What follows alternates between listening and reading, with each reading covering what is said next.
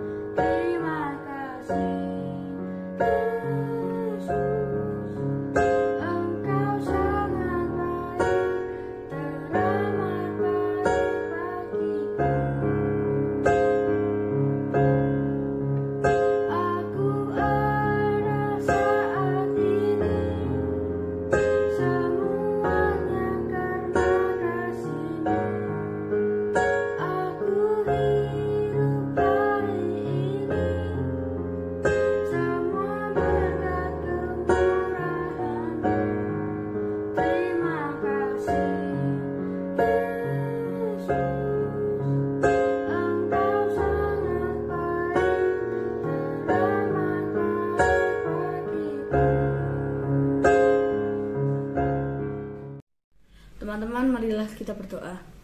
Tuhan Yesus, terima kasih atas berkat-Mu. Hari ini kami sudah bisa berkumpul untuk beribadah pada hari ini.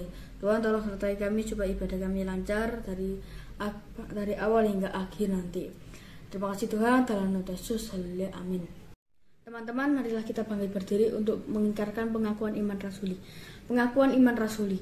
Aku percaya kepada Allah Bapa yang Maha Kuasa, Khalik langit dan bumi, dan kepada Yesus Kristus anaknya yang tunggal Tuhan kita, yang dikandung dari Roh Kudus, lahir dari anak darah Maria, yang menderita sengsara di bawah pemerintahan Pontius Pilatus, disalibkan, mati dan dikuburkan, turun ke dalam kerajaan maut. Pada hari yang ketiga bangkit pula dari antara orang mati, naik ke surga, duduk di sebelah kanan Allah Bapa yang Maha Kuasa, dan dari sana ia akan menghakimi orang yang hidup dan yang mati.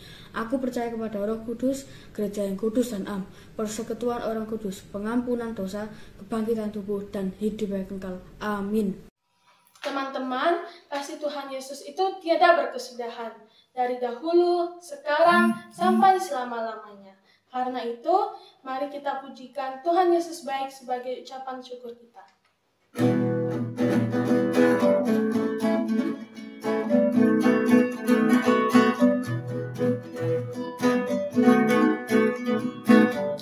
Tiada berkesudahan, kasih setiamu Tuhan, selalu baru rahmat-Mu bagiku. Hari mendekati hari,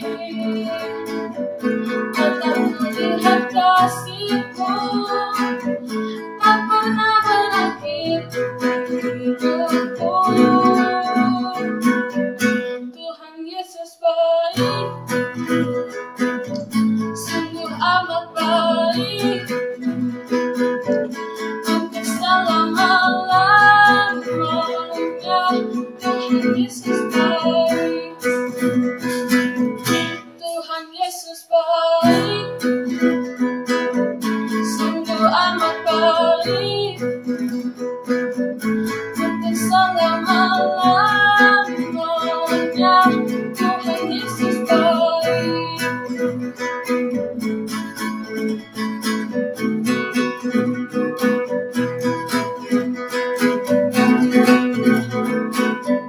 Tiada berkesudahan, kasih setiamu Tuhan, selalu baru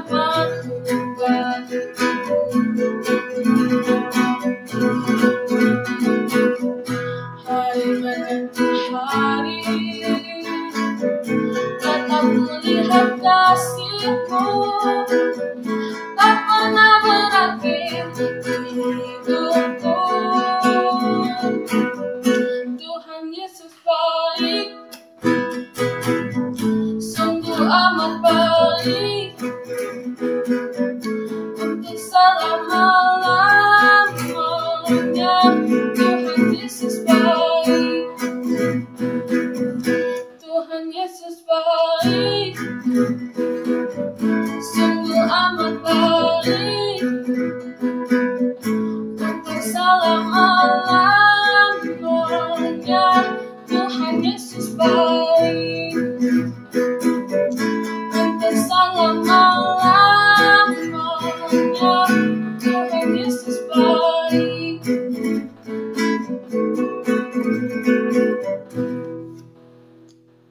Teman-teman, mari sekarang kita siapkan hati dan pikiran kita untuk mendengarkan firman Tuhan, sambil kita menyanyikan pujian dengan sayap-Mu.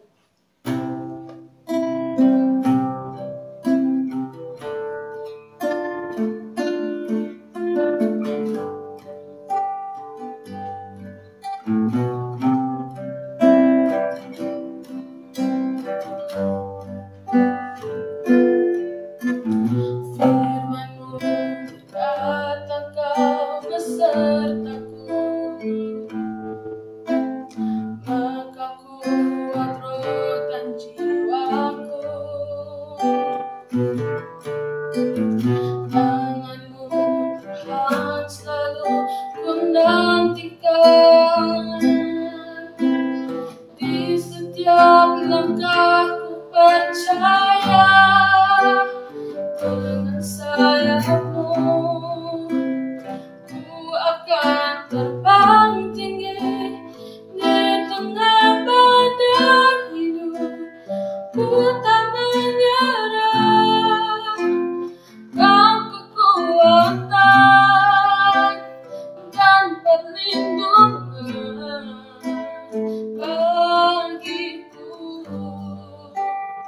Pertolongan-Mu di tempat maha tinggi, ku mengangkat tanganku, aku berserah. Kau ku nantikan, Kau yang ku sembah, Yesusku, Rajaku.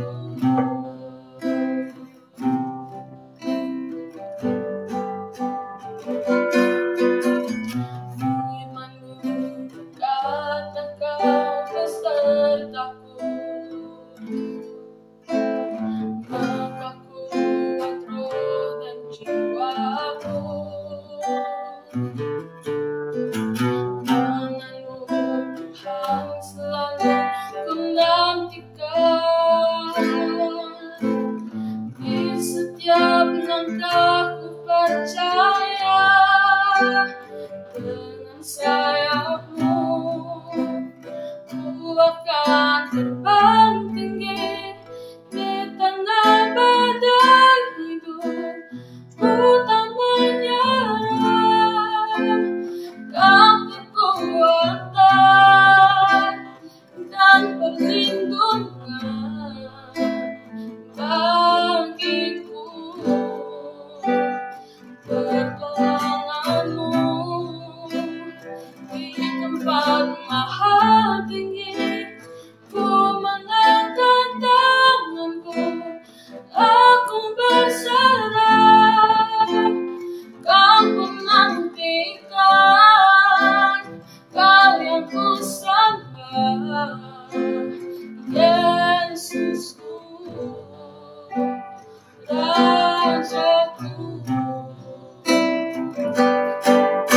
Dengan sayap-Mu ku akan terbang tinggi di tengah badai hidup.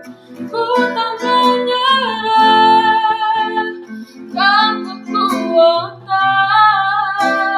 dan perlindungan bagiku. pertolonganmu di tempat maha tinggi. Ku mengangkat tanganku, aku berserah, tak ku nantikan Kau yang ku sembah, Yesusku, Rajaku.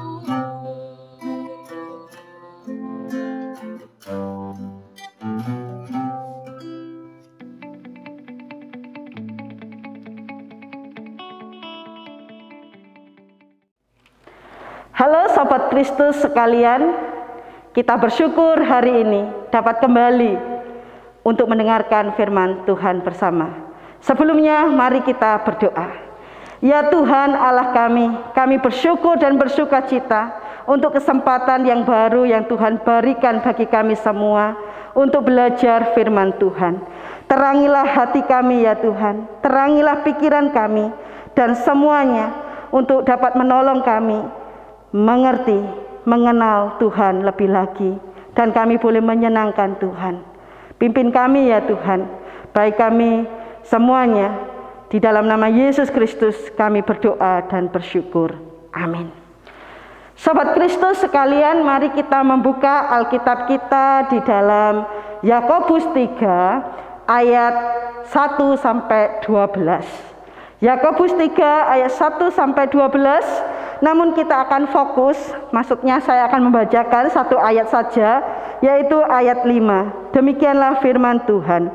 Demikian juga lidah, walaupun suatu anggota kecil dari tubuh, namun dapat memegahkan perkara-perkara yang besar.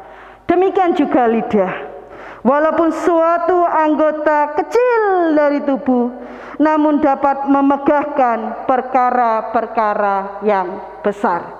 Demikianlah pembacaan kita. Berbahagialah kita yang menerima dan rindu melakukan untuk menyenangkan Tuhan.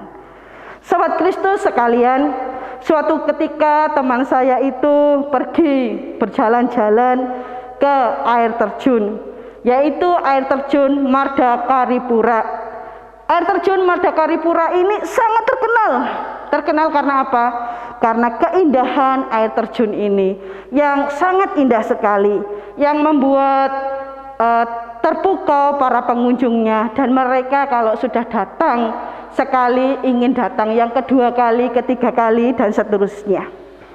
Namun untuk menuju air terjun ini teman-teman dibutuhkan satu usaha, yaitu harus berjalan jalan setapak melewati batu-batu gitu ya, kerikil-kerikil, dan jalannya berliku-liku. Nah, teman saya bercerita ketika menikmati alam keindahan air terjun itu harus dengan harga yang mahal. Mengapa demikian? Karena sebelum menuju air terjun itu ia bersama rombongannya gitu ya, terpeleset teman-teman. Dan terpeleset itu membahayakan, dia terjatuh.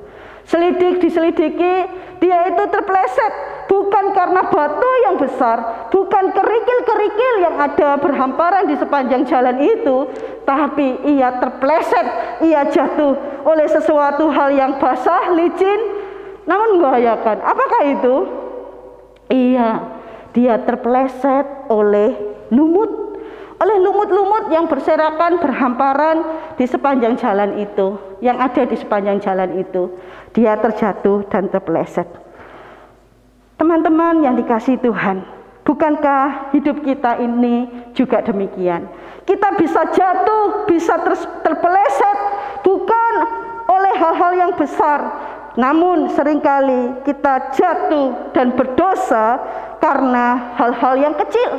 Dari hal-hal yang kecil namun berdampak yang sangat luar biasa, yang membahayakan diri kita sendiri, orang lain maupun komunitas kita. Sahabat Kristus yang dikasihi Tuhan, pada kesempatan pagi hari ini Yakobus menunjukkan kepada kita semua apa? Sesuatu yang kecil, yang licin, yang membahayakan di dalam hidup anak-anak Tuhan dan hidup setiap orang yang dapat menghancurkan adalah lidah. lidah yang kecil namun dapat menghancurkan kehidupan setiap kita. Dan Yakobus menggambarkan kehancuran yang disebabkan oleh lidah itu sesuatu yang mengerikan. Gambaran-gambaran yang tidak indah, mengerikan dan membahayakan. Yang pertama adalah api. Di ayat ke-6 Yakobus berkata, lihatlah betapapun kecilnya api, ia dapat membakar hutan yang besar. Lidah pun adalah api. Lidah pun adalah api. Api kecil dapat menghancurkan seluruh hutan. Yang dibutuhkan hanyalah percikan yang tidak terkendali. Begitu pula dengan lidah kita. Kata-kata yang tajam, kalimat yang terlepas sengaja maupun tidak sengaja, kata-kata yang kasar dapat menimbulkan kobaran api yang tidak terpadamkan. Kata-kata dapat menghabiskan, kata-kata dapat membunuh, kata-kata dapat menghancurkan kehidupan dalam sekejap mata. Dalam peringatan 17 Agustus ini ya, kita kalau ingat mengapa kita itu sulit, kendala tantangan untuk merdeka, salah satunya adalah adanya adu domba. Bukankah itu lahir dari kata-kata? Kata-kata yang licik, kata-kata yang menghancurkan. Banyak sakit hati karena kata-kata. Banyak yang merasa tidak dihargai karena kata-kata. Kata-kata yang sudah menyakitkan, sulit dipadamkan, sulit dipulihkan. Sahabat Kristus yang dikasihi Tuhan, lidah adalah api yang membahayakan. Dengan kata lain, ketika Yakobus menunjukkan secara detail kepada setiap kita, secara spesifik, menyebutkan bahwa lidah adalah sumber energi yang besar. Dia dapat menghancurkan kehidupan kita. Kehancuran itu digambarkan, apinya adalah api neraka. Kita senantiasa mengingat kalau mendengar kata gambaran neraka adalah tempat yang nggak enak, tempat yang panas, tempat yang penuh siksaan, tempat yang tidak ada damai sejahtera. Dan lidah pun bisa menghasilkan neraka. Neraka yang tidak terperihkan kesedihannya. Teman-teman, bagaimana? Apakah lidahmu lahir sebagai api neraka di dalam hidupmu ataupun di dalam hidup orang lain? Api yang tidak pernah padam. Sungguh mengerikan. Yang kedua, lidah itu yang menghancurkan digambarkan seperti noda. Di ayat ke-6 ya dikatakan demikian. Ia adalah mengambil tempat di antara anggota-anggota tubuh kita sebagai sesuatu yang dapat menodai seluruh tubuh dan menyalakan roda kehidupan kita. Menyalakan bisa dikatakan dia itu terus membuat kehidupan kita itu enggak berhenti dengan sesuatu yang tidak baik. Sahabat Kristus sekalian yang dikasihi Tuhan, kotoran atau sampah pada umumnya kita benci ya. Kita enggak suka sesuatu yang kotor, sesuatu yang menjijikkan, kita tidak suka. Dan kalau bisa kita akan membuang sejauh-jauhnya, kita akan menghilangkannya dengan dibuang ataupun dibakar. Jarang sekali orang menyimpan kotoran ataupun sampah. Kalau ada pun yang menyimpan, kita akan menjawab, wah ada keanehan atau ada sesuatu hal di balik itu. Yakobus membukakan kepada kita bahwa lidah dapat menjadi sumber noda. Noda yang menodai diri kita sendiri maupun orang lain. Dan menariknya, lidah ini berada di antara anggota-anggota tubuh kita. Ia menodai seluruh tubuh kita. Kalau kita makan, kita ingat ya, kita makannya yang baik gitu ya. Apalagi kalau dalam pesta ya teman-teman, kita memastikan duduknya baik, kemudian makanan itu masuk ke mulut kita dengan baik, tidak sampai jatuh mengotori baju kita. Apalagi baju kita yang sudah kita persiapkan dengan baik, baju kita yang mungkin harganya mahal, kita sangat menjaganya dan sangat berhati-hati. Namun seringkali walaupun kita sudah berhati-hati, noda itu bisa menodai pakaian kita. Dan ketika noda itu sudah menodai pakaian kita, kita berusaha mencucinya dengan baik. Dan tidak jarang, walaupun sudah berusaha, noda itu tetap membekas dan dikatakan sebagai noda yang membandel. Bahkan nodanya yang nggak pergi, yang rusak adalah baju kita. Kalau itu kejadian, kita merasa apa? Kita merasa sedih, kita merasa takut juga. Karena stoknya sudah nggak ada, sudah nggak keluar lagi. Bayangkan, kalau kita dengan pakaian saja sayang kalau terkena noda, kita memikirkan dengan baik-baik. Ternyata lidah kita pun juga bisa menodai diri kita.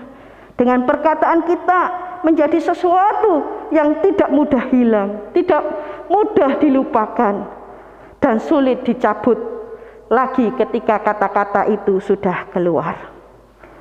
Kita dapat menodai semuanya dengan komentar kita yang tidak kita jaga. Maksud kita iseng, maksud kita bercanda ya. Alamis hanya iseng, guyon. Hidup itu tidak ramai kalau tidak ada bercanda. Saya hanya iseng.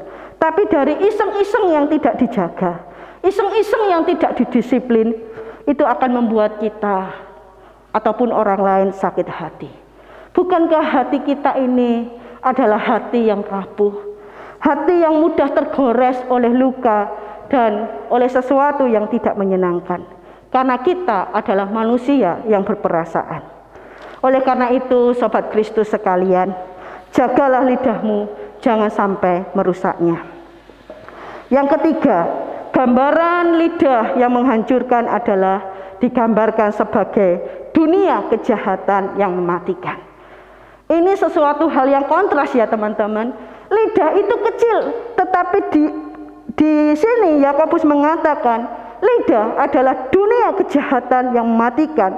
Dia menyebut dengan dunia, ini menunjukkan bahwa pengaruhnya sangat besar, pengaruhnya sangat luas, karena lidah bisa menimbulkan ketidakadilan, ketidakbenaran, ketidaksejahteraan, dan merenggut nyawa, kematian terhadap dunia ini. Bahkan disebut dunia kejahatan yang mematikan. Lidah itu dikatakan seperti binatang liar, binatang buas yang berkeliaran. Dia dengan cepat menyerang, dengan cepat membela dirinya, dan dia juga ingin menaklukkan setiap saingan-saingannya yang ada. Wow, mengerikan. Bukankah kalau kita lihat seperti ini, kita ingat siapa? Ingat karakter setan. Karakter setan itu dia tidak bisa menatap. Dia berkeliaran, dia mencari mangsa yang dapat dimangsanya, mencari mangsa yang dapat ditelannya. Ia buas menghancurkan saingannya sendiri. Bahkan dikatakan lidah dunia kejahatan yang mematikan, karena ia adalah racun. Racun itu membinasakan, racun itu mematikan dan mengerikan.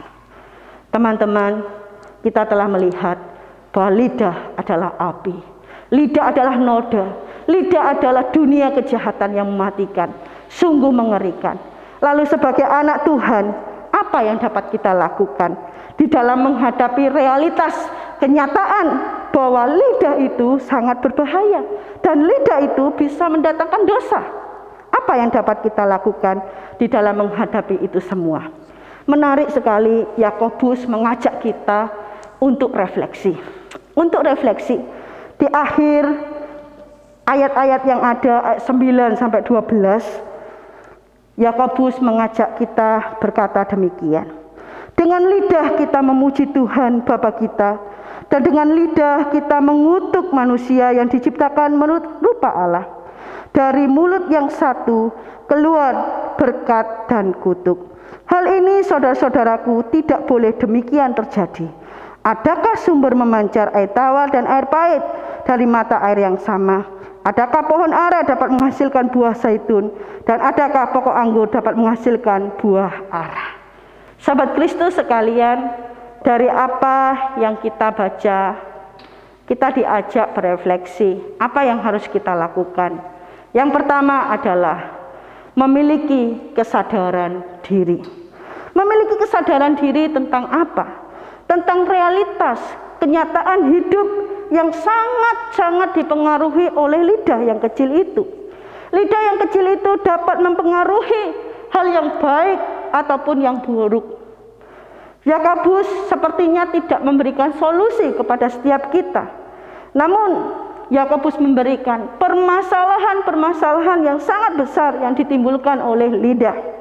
Mari kita anggap itu sebagai sesuatu yang nyata, sehingga kalau ada ancaman mendorong setiap kita sadar untuk memilih, untuk bertindak menggunakan lidah dengan baik dan tepat.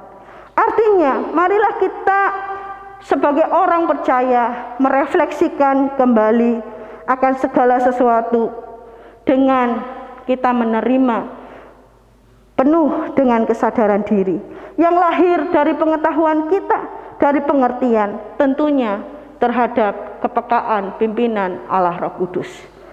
Mari teman-teman, ketika kita mendengar ini, kita tidak hanya menyepelekan, tapi kita memiliki kesadaran diri untuk merenungkannya kembali. Yang kedua, teman-teman, kita perlu memiliki keberanian dalam kebenaran. Di ayat 10 tadi dikatakan apa? Hal ini saudara-saudaraku tidak boleh demikian terjadi. Artinya bagaimana kita sebagai anak Tuhan bisa mencegah lidah kita menjadi berkat. Maksudnya lidah kita ini bisa menjadi berkat, bukan menimbulkan bahaya-bahaya yang merugikan. Yakobus berkata, ketika dalam satu mulut ada berkat dan ada kutuk, ataupun menimbulkan hal-hal yang berdampak negatif itu, Yakobus berkata, hal ini saudara-saudaraku tidak boleh demikian terjadi. Lidah yang berdampak buruk, merusakkan, tidak boleh dihidupi oleh anak-anak Tuhan. Anak-anak Tuhan harus memiliki apa? Keberanian hidup di dalam kebenaran. Harus memakai lidah ini dengan benar, dengan tepat. Kata-kata yang manis, kata-kata yang penuh bijak, kata-kata yang penuh pujian, kata-kata yang membangun, bukan menjatuhkan orang lain. Dan apa yang keluar dari mulut itu adalah lahir dari mana? Dari hati kita, dari pikiran kita.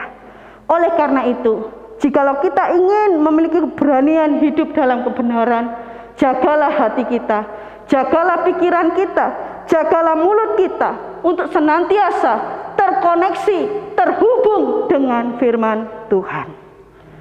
Seberapa banyak kita membaca Alkitab, seberapa banyak kita merenungkan firman Tuhan, seberapa banyak kita ngomong-ngomong secara pribadi kepada Tuhan. Hal-hal itu akan membawa kita semakin terkoneksi dengan Tuhan.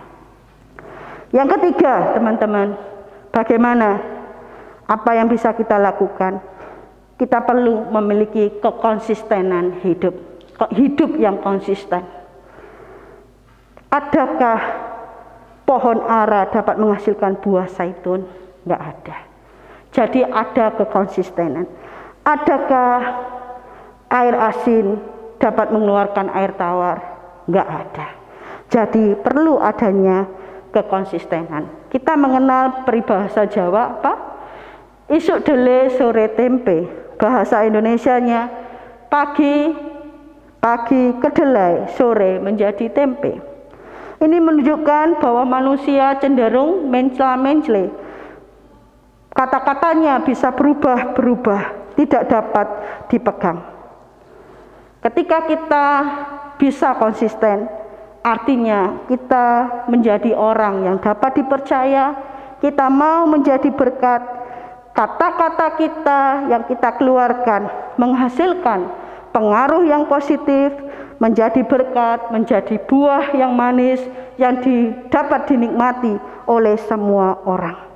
Tentu itu tidak seketika terjadi. Perlu proses, perlu latihan yang terus-menerus di dalam hidup kita.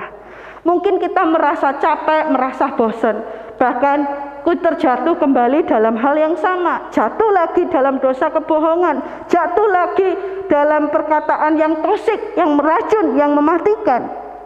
Ketika kita merasa tak mampu, percayalah, ketika kita mengulurkan tangan kepada Tuhan, tangan Tuhan terulur bagi setiap kita untuk menolong kita.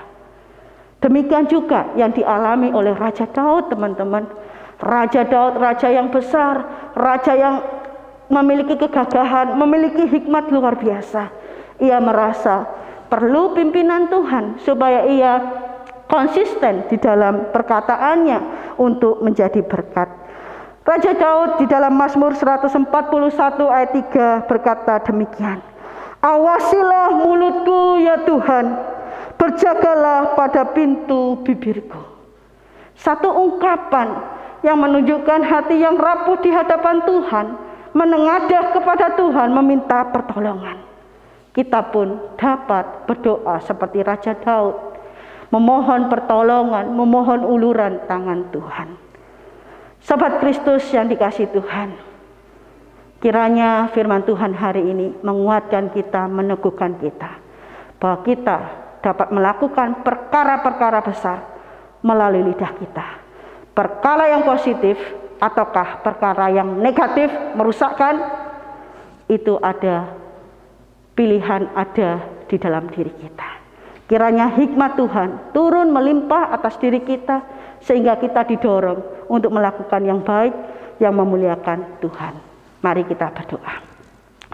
Tuhan Yesus, terima kasih untuk firman-Mu. Tuhan Yesus memberkati kami, sehingga kami ditolong untuk menjadi pribadi yang lebih baik lagi, berkata-kata yang positif yang menjadi berkat, dan nama Tuhan dipermuliakan.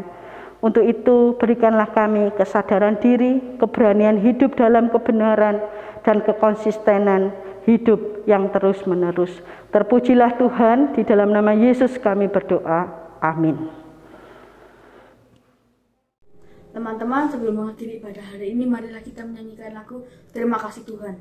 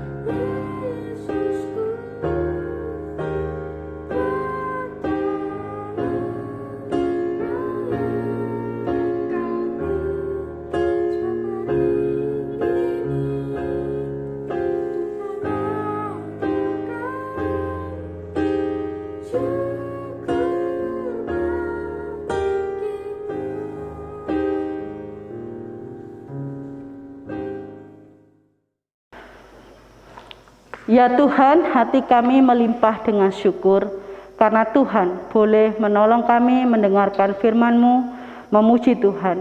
Kami rindu setiap apa yang kami dengar boleh mendorong kami, menyemangati kami, menjadi murid-murid Kristus yang setia, yang perkataannya dapat dipercaya menjadi berkat dan memberikan pengaruh yang positif bagi diri kami, keluarga kami, dan kelas kami, sekolah kami. Terpujilah Tuhan, diberkatilah setiap kami, karena kami mengandalkan Tuhan. Dan terimalah berkat dari Allah Bapa, Allah Anak, dan dari Allah Roh Kudus yang menyertai kita dari sekarang sampai selama-lamanya. Amin.